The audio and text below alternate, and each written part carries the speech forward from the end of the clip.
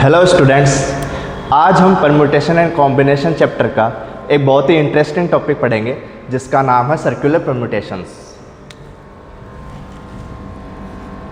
Circular permutations.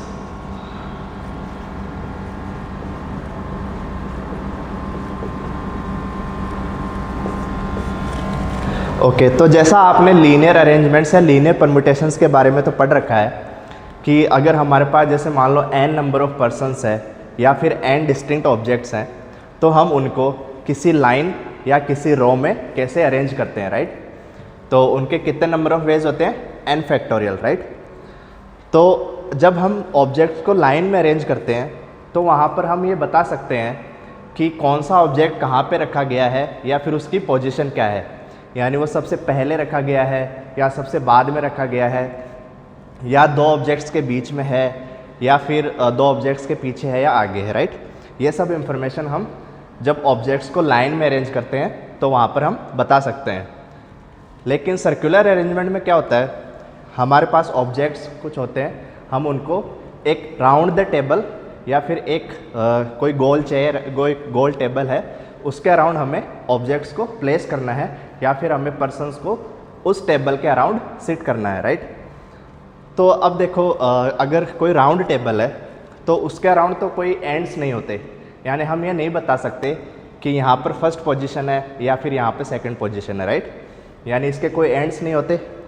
और दूसरा, जो चेयर्स हैं वो यहाँ पे आइडेंटिकल होती है, यानी सीट्स पे नंबरिंग नहीं होती कि first seat, second seat, third seat, यानी ये चेयर्स आइडेंटिकल होती है और हमें उन सीट्स के ऊपर उन पर्सन्स को सिट करवाना है, राइट। तो ऐसे अरेंजमेंट को हम बोलेंगे सर्कुलर अरेंजमेंट या सर्कुलर परम्यूटेशंस। तो पहले डेफिनेशन लिखो।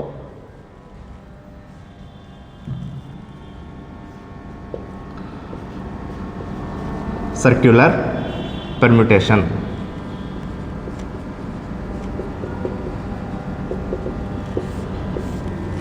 इसमें लिखो, when some number of persons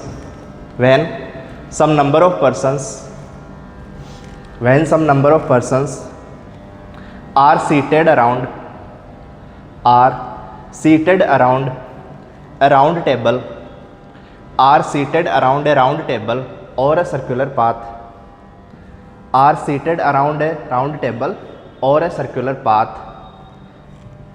then their arrangement is called circular arrangement या circular permutation। then their arrangement is called circular permutation और circular arrangement, right। यानी जैसे मान लो ये एक राउंड टेबल है, राइट, और इस पे कुछ सीट्स रखी हुई हैं। जैसे मान लिया ये सीट्स हैं, तो हमें कुछ नंबर ऑफ पर्सन्स होंगे, तो हमें उन पर्सन्स को इस राउंड टेबल के अराउंड सीट करवाना है या फिर यहाँ पे प्लेस करना है इन सीट्स के ऊपर। अब ये सीट्स आइडेंटिकल है और यहाँ पर ये कोई नंबरिंग नहीं, क्योंकि ये फर्स्ट सीट है या सेकंड सीट है या थर्ड सीट है या फोर्थ है या फिफ्थ सीट है, राइट। यानी यहाँ पे कोई नंबरिंग नहीं की हुई है, यानी पर्सन कहीं पर भी बैठ सकते हैं और सर्कुलर टेबल के अराउंड बैठेंगे। तो आप इसको ऐसे इमेजिन करो कि एक टेबल के अराउंड पर्सन्स बैठे हैं और उनका फेस टूवर्ड्स द टेबल है, राइट। यानी अगर यहाँ पे कोई पर्सन बैठा है, मान लिया ए, तो इसका फेस टूवर्ड्स द टेबल है।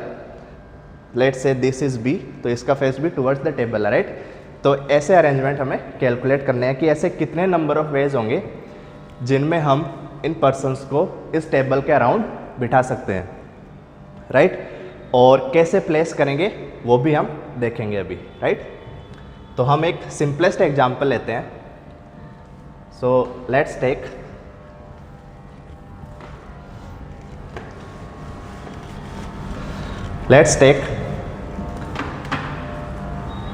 a circular table। जैसे मान लिया हमने एक सर्कुलर टेबल बनाया और इसके अराउंड मान लिया हमने 3 सीट्स रख दी, 1, 2 और 3। यानी इन पे कोई नंबरिंग नहीं की कि फर्स्ट सीट कहाँ पे, सेकंड सीट कहाँ पे, थर्ड सीट कहाँ पे, बस एक राउंड टेबल है, उसके अराउंड 3 सीट रख दी, right.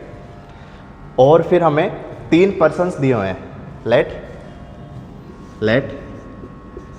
A B C are 3 persons. Let A, B, C are 3 persons and there are 3 identical seats and there are 3 identical seats around the table, around the round table, right? तो अब देखो हम इन 3 persons को इस table के around किस किस तरीके से अरेंज कर सकते हैं। तो सबसे पहले देखो हमने मान लिया पर्सन ए को यहाँ पे प्लेस किया, सबसे पहले हमने मान लिया पर्सन ए को यहाँ पे प्लेस किया। फिर जो बाकी 2 पर्सन्स है उनको हम इन 2 सीट्स पे कैसे कैसे रख सकते हैं, या तो बी यहाँ पे होगा या फिर यहाँ पे सी होगा, राइट। और दूसरा अरेंजमेंट क्या बन सकता है, A person is seated here, C person is seated here and B person is seated here, right. तो अब इस अरेंजमेंट को पढ़ेंगे कैसे,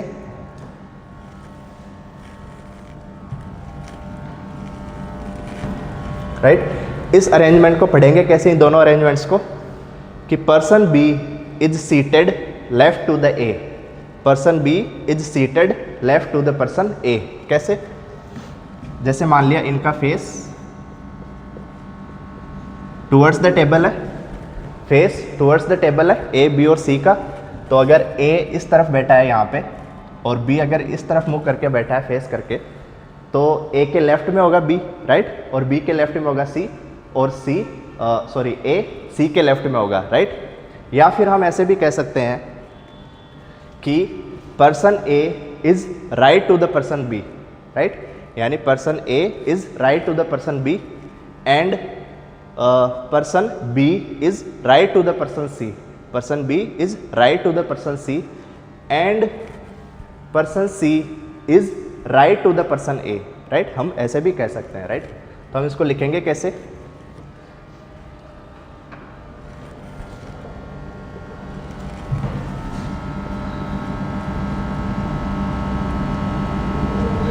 तो एक अरेंजमेंट तो ये बना और दूसरा अरेंजमेंट क्या था, this is A, it is C and it is B, right. अब इस अरेंजमेंट को कैसे लिखेंगे, B is left to A, यानी बी पर्सन ए के लेफ्ट में, सी पर्सन बी के लेफ्ट में, C is left to B और A person is left to C, A is left to C. यानी हम ऐसे देख सकते हैं कि अगर हम इस डायरेक्शन में चलें, क्लॉकवाइज डायरेक्शन में, तो हम ये देख सकते हैं कि B is left to A, C is left to B and A is left to C, right. फिर हम इस अरेंजमेंट की बात करते हैं। अब यहाँ पे हम क्या देख सकते हैं, बी और सी का प्लेस इंटरचेंज हो गया, तो हम यहाँ पे ये देख सकते हैं कि C is left to A, C is left to A, B is left to C, B is left to C and A is left to B and A is left to B, right. ये तीनों possibilities, right. तो यहाँ पे 2 arrangements बन गए, एक तो ये अरेंजमेंट और एक दूसरा अरेंजमेंट, राइट। और अभी हमने क्या बताया कि हम इसको ऐसे भी पढ़ सकते हैं कि A is right to B, यानी अगर B is left to A है तो हम इसको लिख सकते हैं A is right to B। अगर यहाँ पे लिखा हुआ है C is left to B तो हम इसको ऐसे भी लिख सकते हैं B is right to C। A is left to C तो इसको हम लिख सकते हैं C is right to A, right. तो ये 2 अरेंजमेंट्स पॉसिबल है, राइट, जब 3 पर्सन्स हमें गिवन है। अब आपके मन में ये क्वेश्चन आ रहा होगा कि सर जब हमने यहाँ पे पर्सन ए को प्लेस किया सबसे पहले, फिर बी और सी को अरेंज किया, तो ऐसा भी तो हो सकता है कि सबसे पहले हम पर्सन बी को अरेंज करें या पर्सन बी को प्लेस करें या फिर पर्सन सी को प्लेस करें, तो फिर क्या डिफरेंट अरेंजमेंट बनेंगे या फिर जो अरेंजमेंट बनेंगे वो इन्हीं 2 के इक्विवेलेंट होंगे, राइट। अब अपना क्वेश्चन ये है, तो इसका आंसर ये होगा कि चाहे पर्सन ए को सबसे पहले प्लेस करो, चाहे पर्सन बी को सबसे पहले प्लेस करो या चाहे पर्सन सी को सबसे पहले प्लेस करो, तीनों ही केस में जो अरेंजमेंट्स बनेंगे वो हमेशा इन दोनों अरेंजमेंट्स के इक्विवेलेंट होंगे, राइट। यानी जो डिस्टिंक्ट अरेंजमेंट्स होंगे, सर्कुलर अरेंजमेंट, वो सिर्फ ये दो अरेंजमेंट्स पॉसिबल है। अभी हम बना के देखेंगे। तो मेन पॉइंट ये है, इम्पॉर्टेंट पार्ट, कि चाहे किसी भी पर्सन को आप सबसे पहले प्लेस करो सर्कुलर अरेंजमेंट में, हमेशा बनने वाले परम्यूटेशंस इक्विवेलेंट आएंगे, राइट। यानी चाहे ए को प्लेस करके अरेंजमेंट्स बनाओ, या फिर चाहे पर्सन बी को प्लेस करके अरेंजमेंट्स बनाओ, चाहे पर्सन सी को प्लेस करके अरेंजमेंट बनाओ, हमेशा जो नंबर ऑफ अरेंजमेंट्स होंगे वो इक्विवेलेंट होंगे, राइट। तो अब ऐसा हुआ क्यों? क्योंकि देखो जो सीट्स थी वो आइडेंटिकल है, राइट। सीट्स आइडेंटिकल है और हमें एक राउंड टेबल के अराउंड उन पर्सन्स को प्लेस करना है। तो अब सर्कल का कोई एंड तो होता नहीं है, तो आप किसी भी सीट पे किसी भी पर्सन को प्लेस कर सकते हैं, क्योंकि सीट्स भी आइडेंटिकल है। तो नंबरिंग नहीं क्यों है कि ये फर्स्ट सीट है या सेकंड सीट या थर्ड सीट है, राइट। यानी हम कोई सी भी सीट चूज़ कर सकते हैं और कोई सा भी पर्सन वहाँ पे प्लेस कर सकते हैं, राइट। अब देखो जैसे हमने यहाँ पे पहले ए को प्लेस किया, अब मान लो हम पर्सन बी को प्लेस करते हैं सबसे पहले। जैसे मान लिया ये पर्सन बी को हमने सबसे पहले प्लेस किया और फिर बाकी जो दो पर्सन है ए और सी उनको हमने अरेंज कर दिया, right. Let's say this is A, it is C, और दूसरा हमने मान लिया this is B, this is C and this is A, right. अब हम यहाँ पे देखते हैं कि इन दोनों अरेंजमेंट से जो नंबर ऑफ जो पॉसिबिलिटीज़ बनेगी, क्या वो इन्हीं दोनों के इक्विवेलेंट है। तो अब देखो यहाँ पे ए की पोजीशन क्या है, A is left to B, A is left to B, right. अब देखो इन दोनों में देख लो ए कहाँ पे बैठा है, left to B, this one, A is left to B, A is left to B, C is left to A, C is left to A, B is left to C, B is left to C, right. तो हम circular arrangements में सिर्फ ये possibilities देखते हैं कि कोई भी पर्सन फर्स्ट पर्सन के करस्पॉन्डिंग कहाँ पे बैठा है, राइट। जैसे हमने फर्स्ट पर्सन को यहाँ पे प्लेस कर दिया B को, फिर हम ये देखेंगे जो A और C की पोजीशन है वो with respect to the first person कहाँ पे है। तो यहाँ पे B फर्स्ट पर्सन हमने प्लेस कर दिया, फिर ए की पोजीशन क्या है, बी के लेफ्ट में।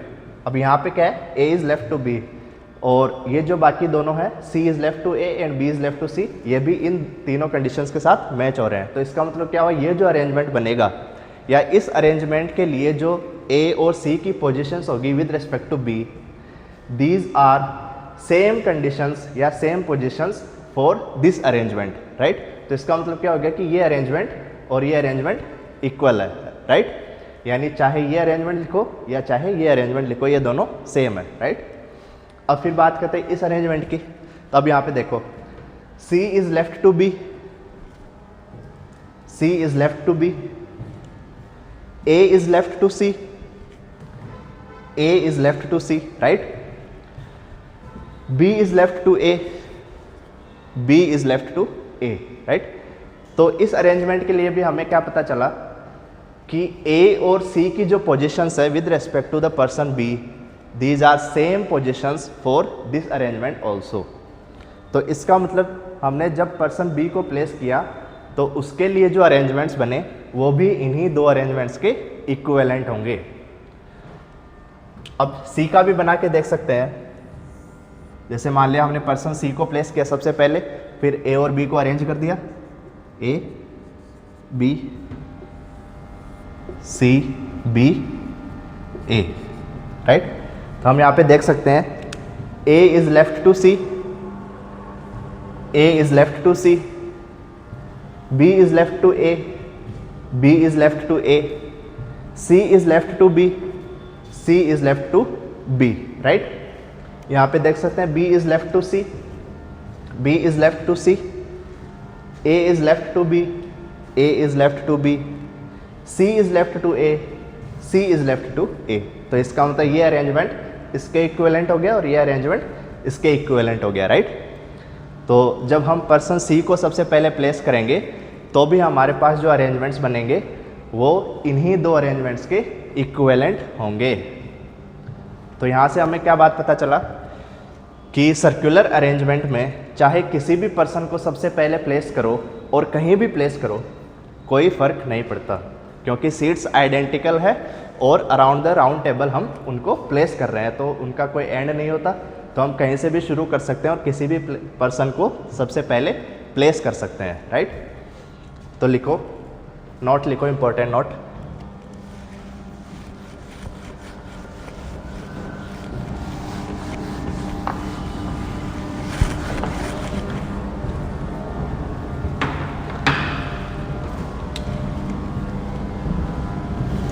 नोट लिखो सबसे पहला, in a circular arrangement, in a circular arrangement, in a circular arrangement, any person can be seated, any person can be seated at any place, any person can be seated at any place for the first time or for the first position, any person can be seated at any place for the first position। जैसे हमने यहाँ पे ए को place किया सबसे पहले, फिर हमने बी को देखा या फिर सी को देखा, यानी किसी भी पर्सन को सबसे पहले प्लेस करो, कोई फ़र्क नहीं पड़ता, राइट। तो यहाँ पे लिखो, in circular arrangement, in circular arrangement any person can be seated, any person can be seated at any place for the first position, for the first position, right, for the first position, right. तो ये हो गया first note. फिर second note लिखो, second note, after placing, after placing, after placing first person, after placing first person, after placing first person, after placing first person, position of remaining persons, position of remaining persons, position of remaining persons can be identified, can be identified, can be identified with respect to the first person, with respect to the first person।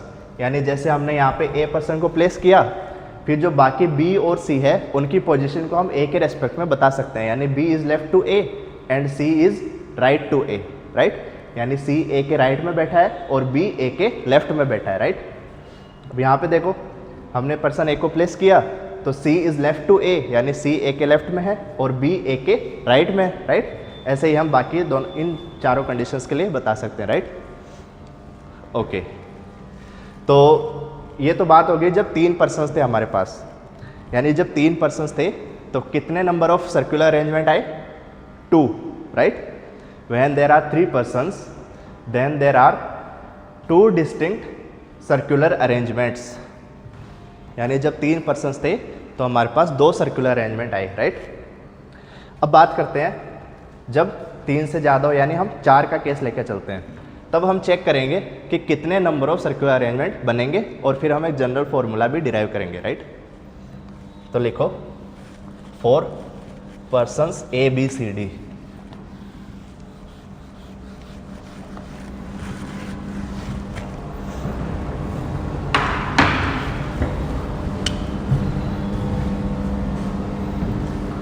Four persons A B C D,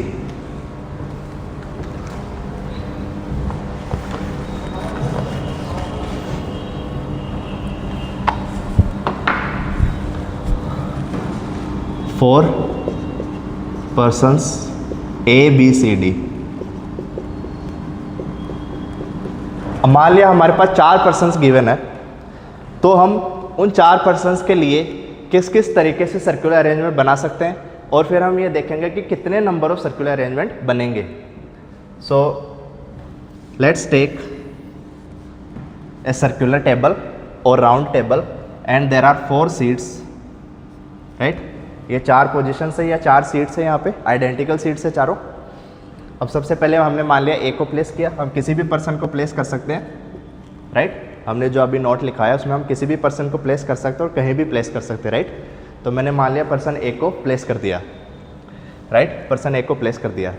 फिर बाकी तीनों persons को हम place कर सकते हैं, let's say B C D, right. अब मैं कुछ और सर्कुलर अरेंजमेंट बनाता हूँ, फिर आप मुझे ये बताना कि क्या वो अरेंजमेंट्स इक्वल है या डिस्टिंक्ट है, राइट। तो सबसे फर्स्ट अरेंजमेंट तो हमने ये बनाया, राइट। फिर हम दूसरा अरेंजमेंट बनाते हैं, this is A, sorry this is A, this is B, this is C and this is D. ये दूसरा अरेंजमेंट है। फिर हम तीसरा अरेंजमेंट बनाते हैं कुछ, let's say here is A, here is B, here is C and here is D. फिर हमने एक और अरेंजमेंट बनाया,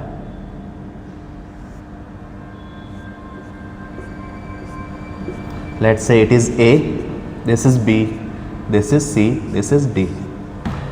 यानी अब हम यहाँ पे एक पैटर्न देख सकते हैं कि ए फिर बी फिर सी फिर डी, राइट। यानी B is left to A, C is left to B, D is left to C and A is left to D, right. हम यहाँ पे राइट वर्ड भी यूज कर सकते हैं कि A is right to B is right to C is right to D is right to A, कोई सा भी हम ले सकते हैं, राइट। तो अब देखो हमने क्या किया, ए बी सी डी को एक एक पोजीशन आगे शिफ्ट कर दिया। यानी यहाँ पे ए की पोजीशन थी, यहाँ पे बी, यहाँ पे सी, यहाँ पे डी। अब हमने क्या किया, एक एक पोजीशन आगे शिफ्ट कर दिया। ए पोजीशन यहाँ पे आ गया, बी की पोजीशन यहाँ पे, सी की पोजीशन यहाँ पे और डी की पोजीशन यहाँ पे। फिर एक पोजीशन और आगे शिफ्ट कर दिया, तो ए यहाँ पे आ जाएगा, बी यहाँ पे आ जाएगा, सी यहाँ पे आ जाएगा एंड डी यहाँ पे आ जाएगा, राइट राइट। फिर हमने एक पोजीशन और आगे शिफ्ट कर दिया। तो ऐसे हमने 4 सर्कुलर अरेंजमेंट बनाए। तो क्या ये चारों अरेंजमेंट्स सेम है या डिस्टिंक्ट है, बताओ। क्या ये चारों अरेंजमेंट सेम है या डिस्टिंक्ट है? तो आंसर होगा सेम। क्यों? क्योंकि देखो इस फर्स्ट अरेंजमेंट में क्या है, बी की पोजीशन क्या है, लेफ्ट टू ए, सी की पोजीशन क्या है, लेफ्ट टू बी। इसको हम लिख लेते हैं, B is left to A, C is left to B, C is left to B, D is left to C, D is left to C and A is left to D, A is left to D, right. इस circular arrangement के लिए ये position बनेगी चारों। अब इस arrangement में देखो क्या पोजीशंस जो हमने ये बनाया है क्या वो सेम होगा। तो अब देखो यहाँ पे B की पोजीशन क्या है, left to A, B is left to A, C is left to B, C is left to B, D is left to C, D is left to C and A is left to D, A is left to D, right. ऐसे ही हम इन दोनों arrangements के लिए देख सकते हैं कि A B C D की जो पोजीशन होगी वो यही पोजीशंस बनेगी, राइट। यानी सर्कुलर टेबल में अगर हम इनको रोटेट कर दें, सर्कुलर टेबल के अराउंड अगर हम पोजीशंस को रोटेट कर दें तो उनका ऑर्डर चेंज नहीं होगा, राइट। यानी ये जो सर्कुलर अरेंजमेंट बनेंगे ये सेम बनेंगे अगर उनका हम ऑर्डर रोटेट कर दें तो, राइट। तो यहाँ से हमें क्या पता चला कि ये चारों अरेंजमेंट्स सेम है। अब अगर मैं इन चारों अरेंजमेंट्स को एक रो में या फिर लीनियर अरेंजमेंट करके देखता तो क्या वो तब भी सेम होते? तो देखो सबसे पहले हमने क्या बनाया, जैसे मान लिया ये अरेंजमेंट बनाया ए बी सी डी इन अ रो। एक रो में या एक लाइन में अगर ये चारों पर्सन्स खड़े हैं तो यहाँ पे क्या मतलब है कि ए सबसे आगे खड़ा है, फिर बी, फिर सी, फिर डी, राइट। फिर हमने क्या किया, जैसे यहाँ पे हमने ए बी सी डी लिया, फिर हम क्या कर रहे हैं, ए की जगह पे हमने डी रखा, फिर बी की जगह पे ए, सी की जगह पे बी और डी की जगह पे सी, राइट। तो हमने क्या किया, इनका ऑर्डर चेंज कर दिया, D A B C, D A B C, right. फिर थर्ड क्या बनेगा, C D A B,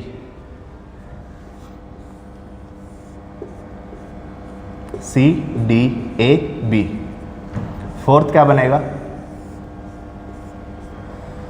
B C D A, B C D A, right. यानी ये चार कॉम्बिनेशन बनेंगे या ये चार अरेंजमेंट्स बनेंगे इन रो, राइट।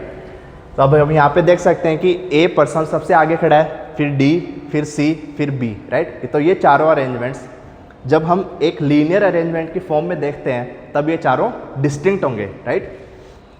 तो यहाँ पे क्या डिफरेंस पता चला, जब हम इन चारों अरेंजमेंट्स को एज ए लीनियर अरेंजमेंट या एज ए लीनियर परम्यूटेशन देखते हैं तब तो ये चारों डिस्टिंक्ट होंगे, लेकिन अगर हम इन चारों परम्यूटेशंस को एज ए सर्कुलर अरेंजमेंट अगर हम देखते हैं या एक सर्कुलर टेबल के अराउंड अगर हम इन चारों पर्सन्स का ऑर्डर अगर रोटेट कर दें तो फिर वो जो अरेंजमेंट्स बनेंगे वो सेम होंगे। तो सर्कुलर अरेंजमेंट में तो ये चारों सेम है, बट लीनियर अरेंजमेंट्स में ये चारों परम्यूटेशंस डिस्टिंक्ट है, राइट। तो हमें यहाँ से क्या पता चला,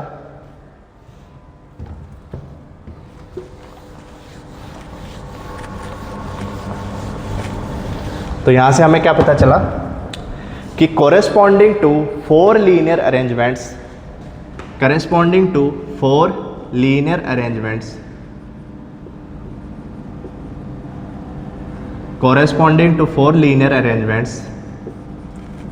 यानी जब चार लीनियर अरेंजमेंट हमने लिए तो उनके करस्पॉन्डिंग एक ही सर्कुलर परम्यूटेशंस हमें मिल रहा है। Corresponding to four linear arrangements there is only one circular arrangement, right. जब चार लीनियर अरेंजमेंट है तो हमें एक ही सर्कुलर अरेंजमेंट मिल रहा है, यानी ये चारों लीनियर अरेंजमेंट्स में अगर हम देखें तो डिस्टिंक्ट है, बट सर्कुलर अरेंजमेंट में तो ये चारों सेम है, यानी हमने सिर्फ इनका ऑर्डर रोटेट किया है, राइट। ओके, तो जब चार लीनियर अरेंजमेंट के करस्पॉन्डिंग एक सर्कुलर अरेंजमेंट आ रहा है और टोटल लीनियर अरेंजमेंट कितने होते हैं, चार पर्सन्स से। For 4 persons what are the total number of linear arrangements.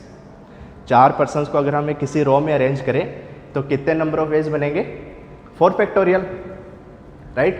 तो टोटल लीनियर अरेंजमेंट्स कितने हो गए, 4 फैक्टोरियल। तो उसके करस्पॉन्डिंग टोटल सर्कुलर अरेंजमेंट्स कितने बनेंगे, 4 फैक्टोरियल को 4 से डिवाइड कर दो, right.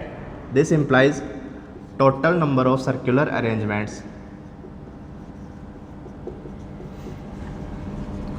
Arrangements is equal to 4 factorial by 4 factorial by 4। ये कितना बनेगा, 4 into 3 factorial by 4 which is equal to 3 factorial which is 6, right.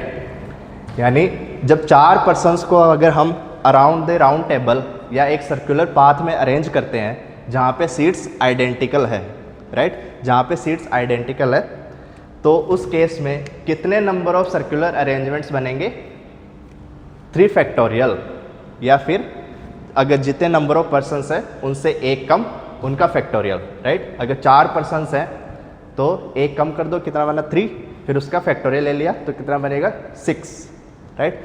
So if there are 4 distinct persons which are seated around a round table, then there are 3 factorial number of circular arrangements,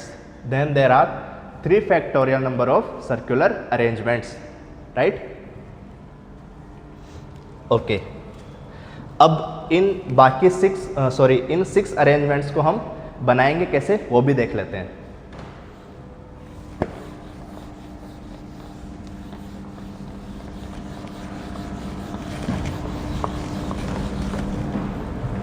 तो देखो, सबसे पहले हमने क्या किया, हम किसी भी पर्सन को प्लेस कर सकते हैं। So let's take this one is ए,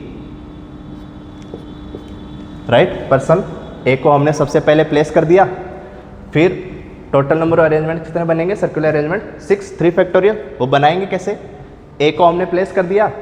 अब इसका तरीका क्या है, किसी भी पर्सन को सबसे पहले प्लेस कर दो, फिर जो बाकी रिमेनिंग पर्सन्स है उनको as a linear arrangement permute कर दो, बाकी रिमेनिंग पर्सन्स को। तो अगर ए को हमने प्लेस कर दिया तो बाकी रिमेनिंग पर्सन्स कितने बने, बी, सी और डी।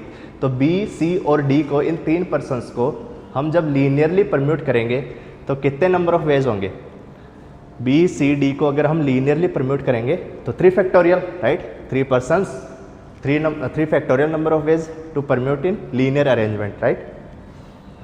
तो जैसे मान लिया हमने ए को प्लेस किया तो फिर बी, सी, डी को हम 3 फैक्टोरियल तरीके से अरेंज कर सकते हैं, राइट।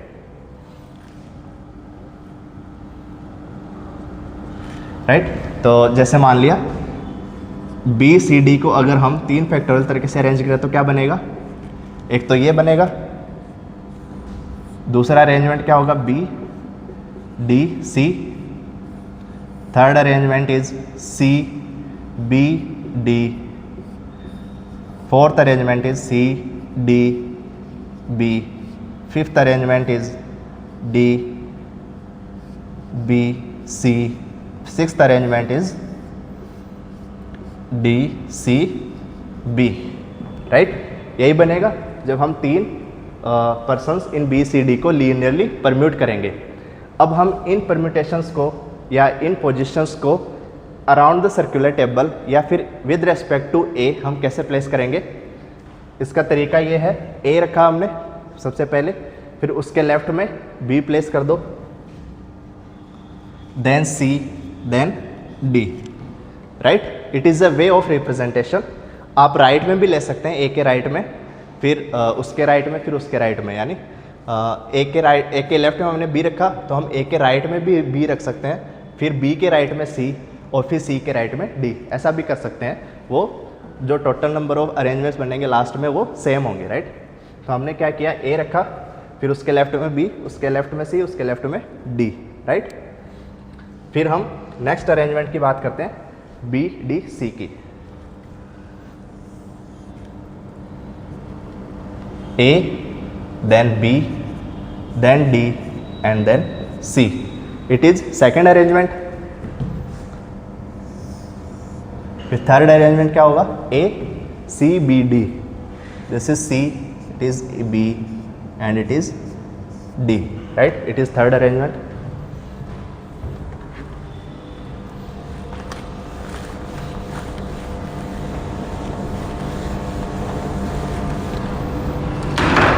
फिर फोर्थ अरेंजमेंट क्या होगा?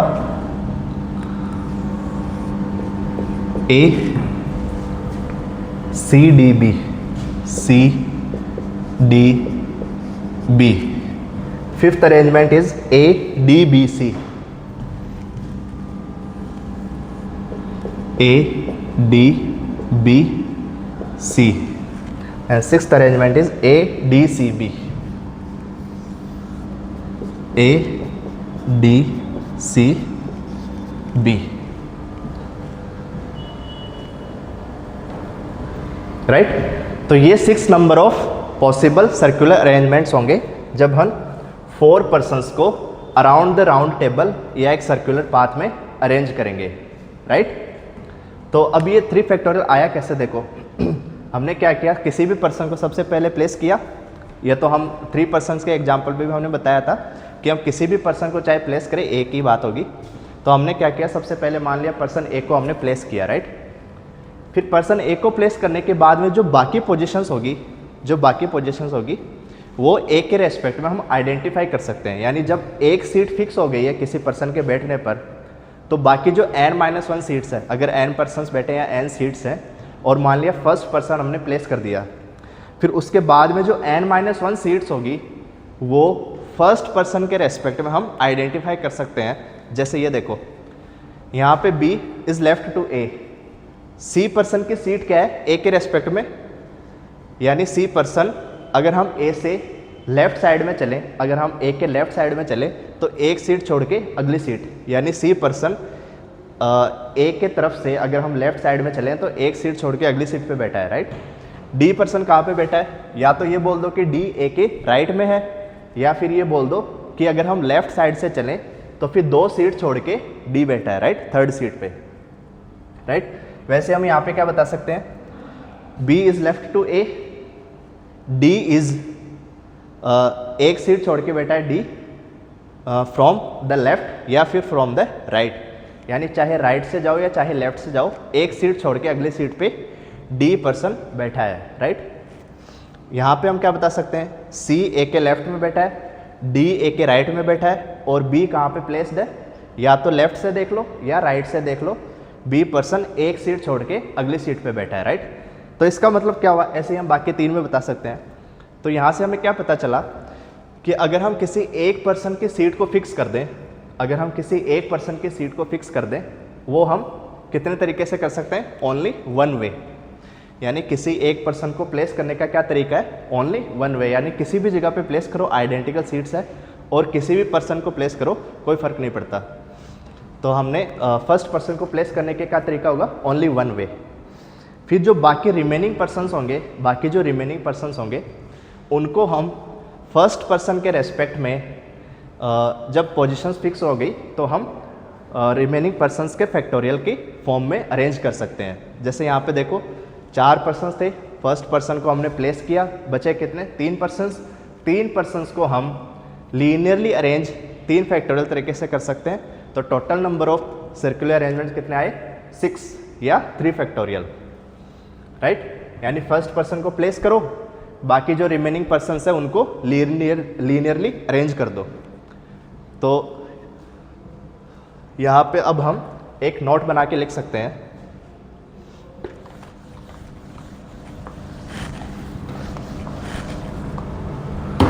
लिखो, नोट लिखो,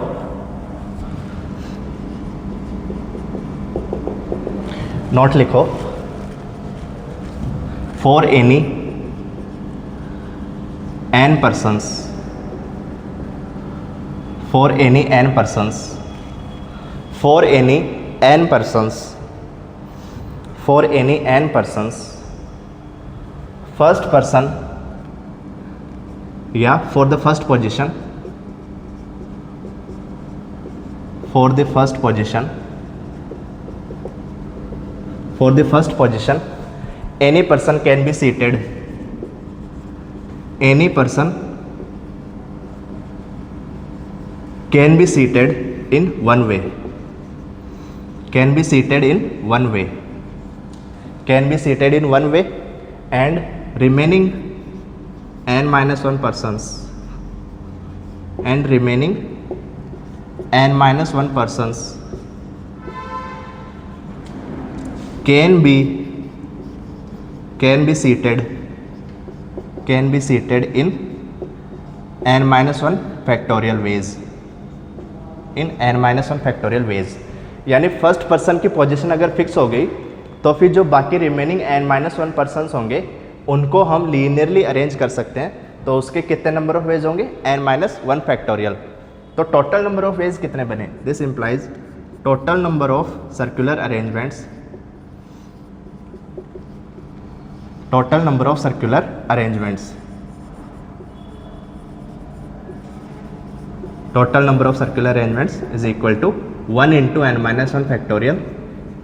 यानी फर्स्ट पर्सन को प्लेस करने के कितने तरीके थे, 1, और बाकी n minus 1 पर्सन्स को प्लेस करने के कितने तरीके हैं, n minus 1 फैक्टोरियल। तो यहाँ से टोटल नंबर ऑफ वेज कितने आएगी, 1 into n minus 1 factorial by fundamental principle of counting multiplication rule, right. तो यहाँ से कितना बनेगा, n minus 1 फैक्टोरियल, राइट। ये नोट डाउन करो।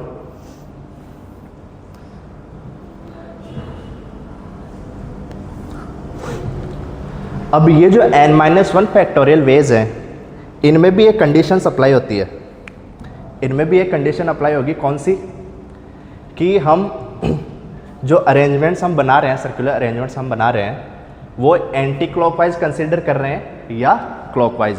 अब इसका क्या मतलब होता है, जैसे मान लिया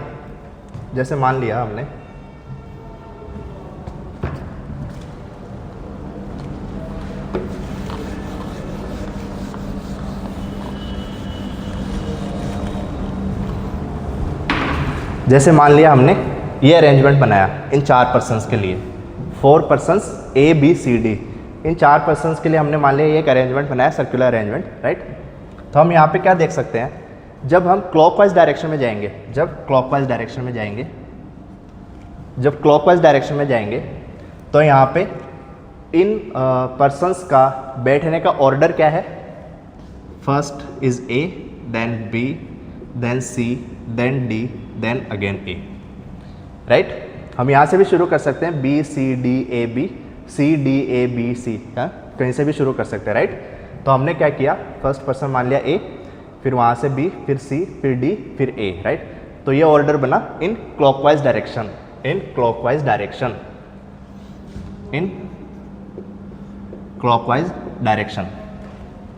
right.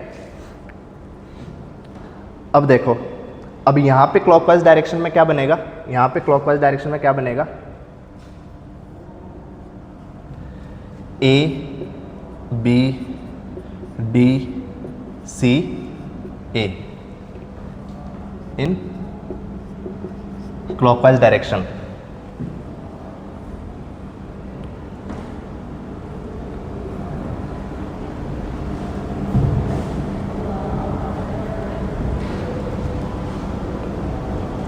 Right, A B D C A in clockwise direction. और यहां से क्या बनेगा क्लॉकवाइज डायरेक्शन में, A C B D A, A C B D A, A C B D A in clockwise direction. Right, यही order होगा, A B C D A in clockwise direction first arrangement के लिए। Second arrangement के लिए क्या बनेगा, A B D C A. Third arrangement क्या बनेगा, A C B D A. Right, तो ये 3 अरेंजमेंट हो गए क्लॉकवाइज डायरेक्शन में। राइट, तो अब हम इसको यहाँ पे बना लेते हैं एक बार।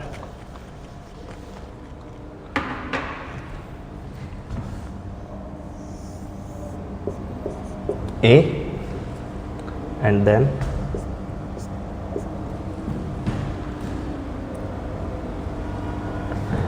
A D B C। Right, this was the 6th arrangement, यानी 3 अरेंजमेंट तो ये बनेंगे और 3 अरेंजमेंट ये बनेंगे। राइट, ओके, तो अब देखो, अब अगर मैं इस अरेंजमेंट का एंटी क्लॉकवाइज डायरेक्शन में अरेंजमेंट लूँ, एंटी क्लॉकवाइज डायरेक्शन में यानी इस डायरेक्शन में,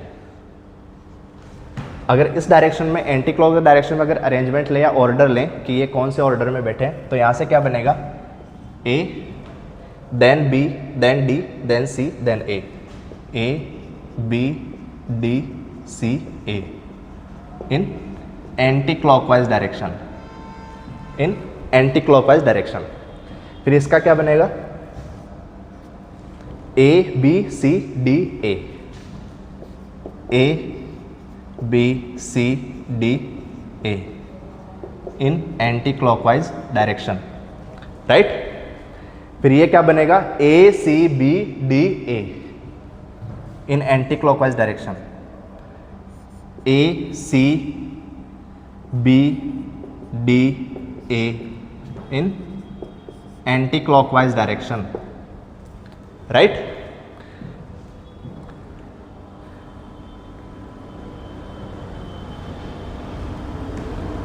राइट, ये 3 अरेंजमेंट हमने क्लॉकवाइज डायरेक्शन में बना के देखे, ये 3 अरेंजमेंट्स हमने एंटी क्लॉकवाइज डायरेक्शन में बना के देखे। अब ऐसा कर क्यों रहे अभी हम बताएंगे, पहले ये नोट डाउन करो,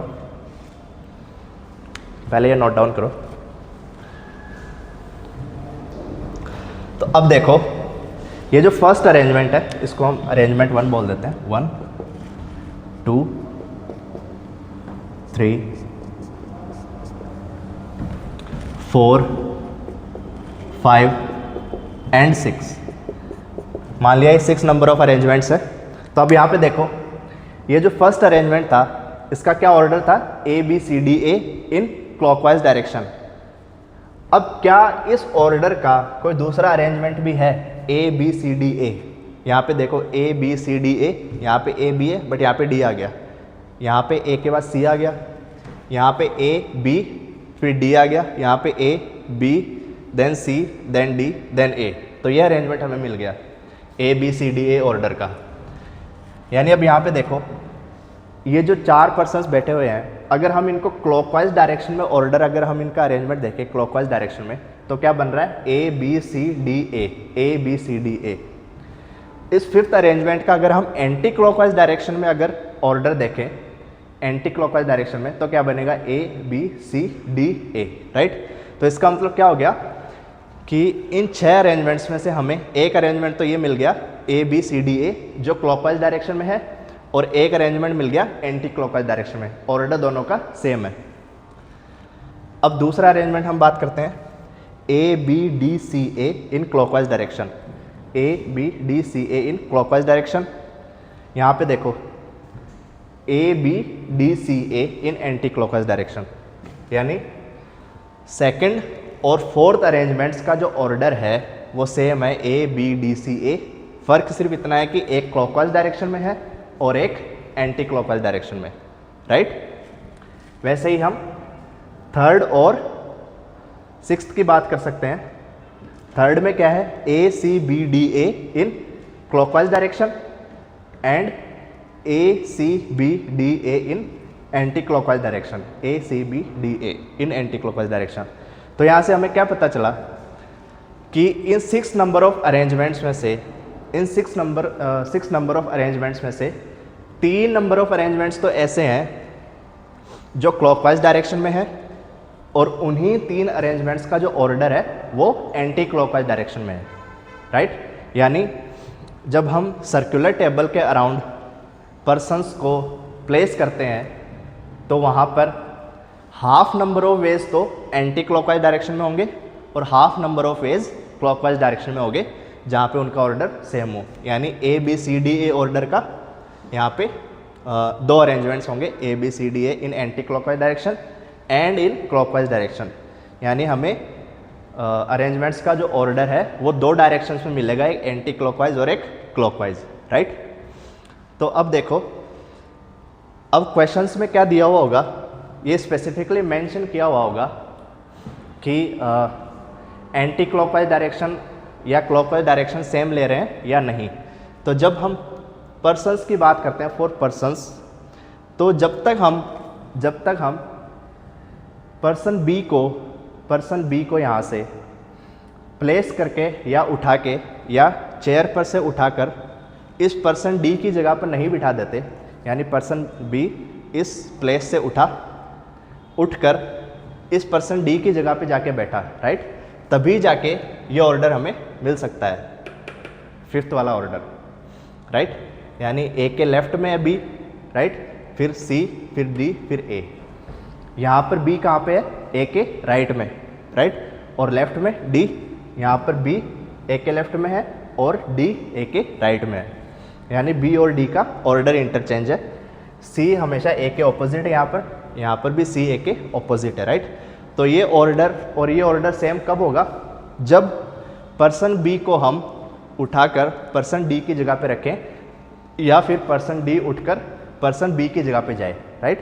तो इस केस में तो जो अरेंजमेंट होगा वो ब्रेक हो जाएगा, राइट। यानी इस टेबल के अराउंड अगर बैठे हैं तो बी पर्सन जब डी पर्सन की जगह पे जाएगा उठकर, या फिर डी पर्सन बी पर्सन की जगह पे जाएगा उठकर, तभी ये पॉसिबल हो सकता है कि ये दोनों अरेंजमेंट इक्वल हो, राइट।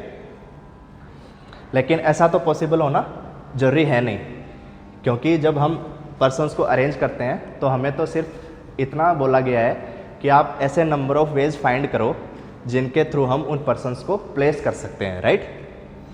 ओके, तो जब हम पर्सन्स या नंबर ऑफ डिस्टिंक्ट ऑब्जेक्ट्स को जब हम सर्कुलर टेबल के अराउंड अरेंज करते हैं तो वहाँ पर 2 पॉसिबिलिटीज़ बनती है, एक एंटी क्लॉकवाइज डायरेक्शंस की और एक क्लॉकवाइज डायरेक्शन की।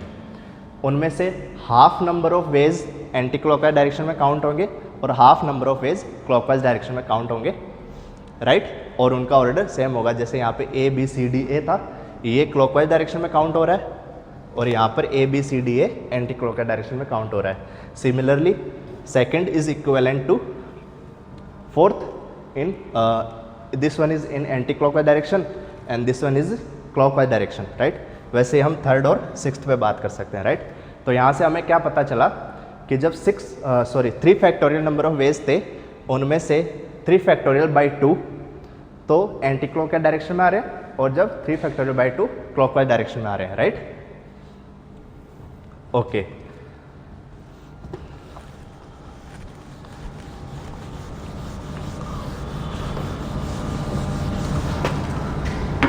तो यहाँ पे नोट बना के लिखो,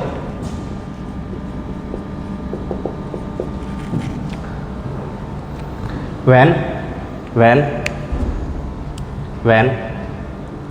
circular arrangements are considered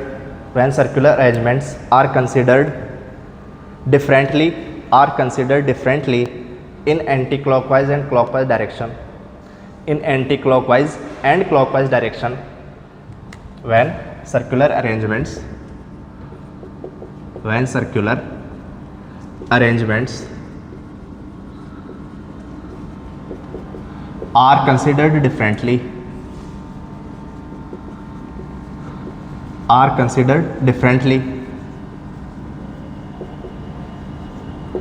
in anti-clockwise and clockwise direction, then number of arrangements कितने होंगे, n-1 factorial, then number of circular arrangements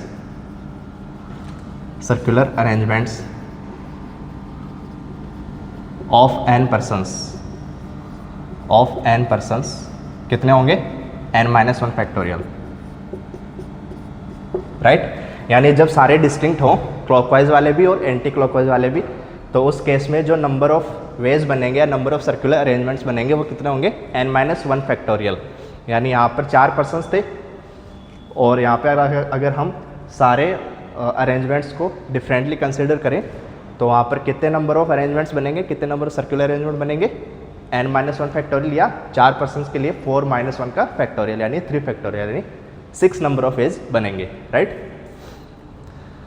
तो अब हम एक एग्जाम्पल समझते हैं जिनमें एंटी क्लॉकवाइज या क्लॉकवाइज जो अरेंजमेंट्स हैं वो सेम होते हैं। तो जैसे सपोज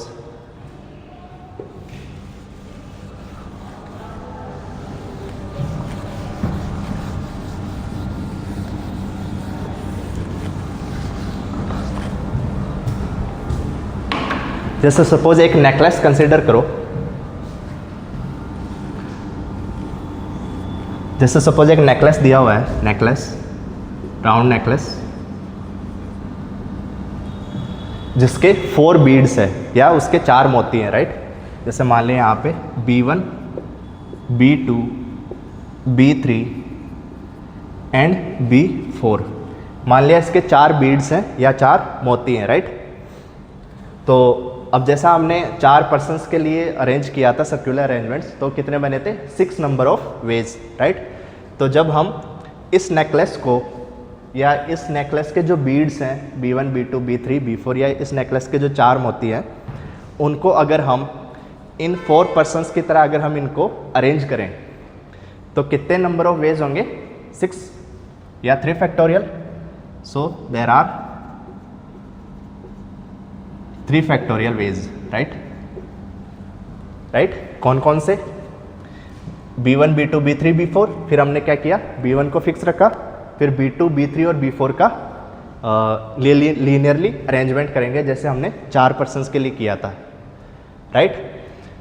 तो अभी हम वो 6 वेज बनाएंगे नहीं, वो तो हम इनके सिमिलर वे में बना सकते हैं जो हमने 4 पर्सन्स के लिए बनाए। हमारा मोटिव ये है कि जब हम नेकलेस की बात करते हैं या फिर हम एक गार्लैंड ऑफ फ्लावर्स की बात करते हैं तो उस केस में हम ये देखते हैं कि एंटी क्लॉकवाइज डायरेक्शंस और क्लॉकवाइज डायरेक्शंस के जो अरेंजमेंट्स होंगे वो सेम होंगे। कैसे, जैसे मान लिया ये एक नेकलेस है B1, B2, B3, B4 जिसके बीड्स हैं, राइट, 4 बीड्स हैं। तो अगर हम इस नेकलेस को यहाँ देखें सामने, जैसे मान लिया यहाँ पे एक नेकलेस है जिसके 4 बीड्स हैं B1, B2, B3, B4, तो इसका ऑर्डर क्या है, क्लॉकवाइज डायरेक्शन में तो क्या है, B1, B2, B3, B4 and then again B1 in clockwise direction. यानी क्लॉकवाइज डायरेक्शन में क्या बनेगा, B1, B2, B3, B4, B1, right. अब हमने क्या किया, इस नेकलेस को हम फ्लिप कर दें या फिर हम इस नेकलेस को दूसरी साइड जाके देखें। यानी या तो क्या करो, इस नेकलेस को फ्लिप कर दो, राइट। यानी जैसे यहाँ पे नेकलेस है जिसका मान लिया ये टॉप कॉर्नर है और ये बॉटम कॉर्नर है, तो हमने क्या किया, इसको फ्लिप कर दिया इस नेकलेस को। तो इसका ऑर्डर क्या बन जाएगा, B1, यहाँ पे B2 आ जाएगा, यहाँ पे B3 और यहाँ पे B4, सॉरी B2 और B4 को चेंज करना है, B2, B4 एंड देन यहाँ पे B3, राइट। तो हमने जब नेकलेस को फ्लिप कर दिया तो वहाँ से क्या बना, B1 और B3 तो सेम रहेगा, B2 और B4 की पोजीशंस चेंज हो जाएगी, यानी सिर्फ फ्लिप करने से। यानी हमने इनका ऑर्डर कोई ब्रेक नहीं किया, यानी हमने B2 को उठाकर B4 की जगह पे नहीं रखा, ना ही B4 को उठाकर हमने B2 की जगह पे रखा है। यानी हमने इस नेकलेस में से मोती को निकाला नहीं है, या फिर हमने इन दोनों बीड्स को एक दूसरे की जगह पे प्लेस नहीं कर रहे हैं। हम सिर्फ ये कर रहे हैं कि इस नेकलेस को फ्लिप कर दो, राइट। तो नेकलेस को फ्लिप करने से इन दोनों बीड्स की पोजीशन इस तरीके से दिखेगी, राइट। यानी जब हम नेकलेस को जब पहले देख रहे थे तो B1 यहाँ दिख रहा था, B2 यहाँ दिख रहा था, B3 यहाँ, B4 यहाँ पे, राइट। अब हम नेकलेस को फ्लिप कर दें या फिर हम नेकलेस को दूसरी साइड से जाके देखें तो फिर B2 यहाँ पे दिखेगा, B4 यहाँ पे दिखेगा, B3 यहाँ पे दिखेगा, B1 यहाँ पे दिखेगा, राइट। ओके, तो अब यहाँ पे देखो, तो इन बीड्स की पोजीशन क्या होगी, चेंज होगी, राइट। अब इस नेकलेस के लिए, यानी नेकलेस पहले ये था B1 B2 B3 B4, अब भी यही है B1 B2 B3 B4, right. Necklace का हमने मोती निकाल के हमने दूसरी जगह पे प्लेस नहीं किया, सिर्फ इसको फ्लिप कर दिया। तो फ्लिप करने से अब जो पहले ऑर्डर था B1 B2 B3 B4 B1 वो क्लॉकवाइज डायरेक्शन में था। अब यहाँ पर जो ऑर्डर है B1 B2 B3 B4 B1 it is in anti clockwise direction, right. अब देखो पहले ऑर्डर क्या था B1 B2 B3 B4 B1 in clockwise direction, फिर हमने क्या किया, नेकलेस को फ्लिप कर दिया। तो फ्लिप करने से B2 और B4 की पोजीशन इंटरचेंज होगी, यानी हमने इसको निकाल के अलग से नहीं रखा, सिर्फ हमने नेकलेस को फ्लिप किया है। तो फ्लिप करने से नेकलेस वही है, सेम है, ऑर्डर क्या हो गया B1 B2 B3 B4 B1 but in anti clockwise direction. तो पहले डायरेक्शन क्लॉकवाइज थी, नेकलेस को फ्लिप करने से उसकी डायरेक्शन क्या होगी इन बीड्स की इन एंटी क्लॉकवाइज डायरेक्शन। तो यहाँ से क्या पता चला कि इन दोनों केस में हमने बीड्स को निकाल के नहीं रखा, ऑर्डर भी सेम है B1 B2 B3 B4 B1, एक इस केस में क्लॉकवाइज डायरेक्शन में है, नेकलेस को फ्लिप करने पे डायरेक्शन क्या होगी एंटी क्लॉकवाइज। तो इसका मतलब नेकलेस सेम है और डायरेक्शंस एंटी क्लॉकवाइज है, यहाँ पे क्लॉकवाइज है, राइट, और ऑर्डर सेम है। तो इसका मतलब क्या हो गया कि ये जो दोनों डायरेक्शंस है या इन दोनों डायरेक्शंस के करस्पॉन्डिंग जो इन बीड्स का जो ऑर्डर है वो सेम है। तो इस केस में ये जो दोनों डायरेक्शंस है ये सेम मानी जाएगी, राइट। तो इसका मतलब यहाँ पे सबसे पहले जब हमने 4 पर्सन्स के लिए बात किया था तो वहाँ पर कितने नंबर ऑफ सर्कुलर अरेंजमेंट्स थे, 3 फैक्टोरियल या 6 नंबर ऑफ वेज, जिसमें से 3 एंटी क्लॉकवाइज और 3 क्लॉकवाइज, राइट, जिसमें से 3 एंटी क्लॉकवाइज थे और 3 क्लॉकवाइज थे। लेकिन जब हम नेकलेस की बात करते हैं या गार्लैंड ऑफ फ्लावर्स की बात करते हैं तो उस केस में जस्ट उस नेकलेस या उस गार्लैंड को फ्लिप करने से हमारे पास जो उन बीड्स का या फ्लावर्स का जो ऑर्डर है वो एक बार में तो हमें क्लॉकवाइज डायरेक्शन में दिखेगा, एक बार में हमें एंटी क्लॉकवाइज डायरेक्शन में दिखेगा, राइट।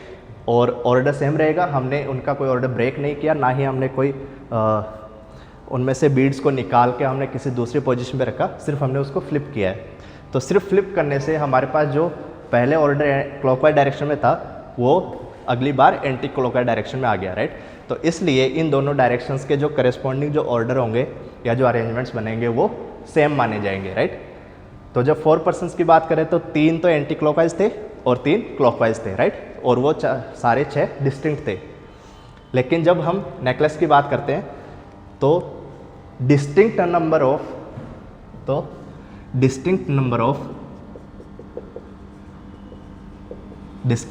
ऑफ सर्कुलर अरेंजमेंट्स कितने बनेंगे, हाफ हो जाएंगे, right.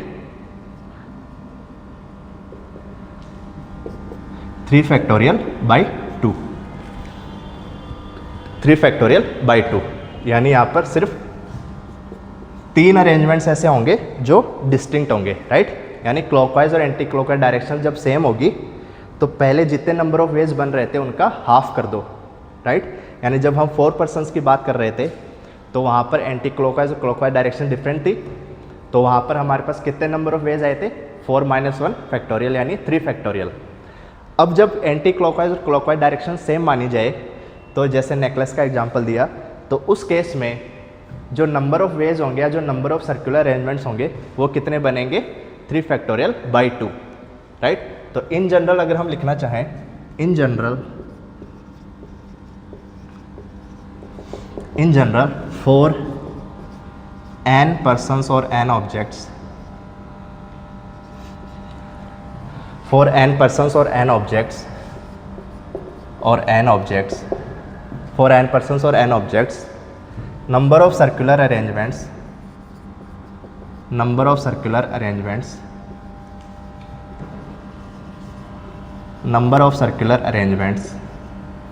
are, so number of circular arrangements when anti-clockwise and clockwise directions are considered same,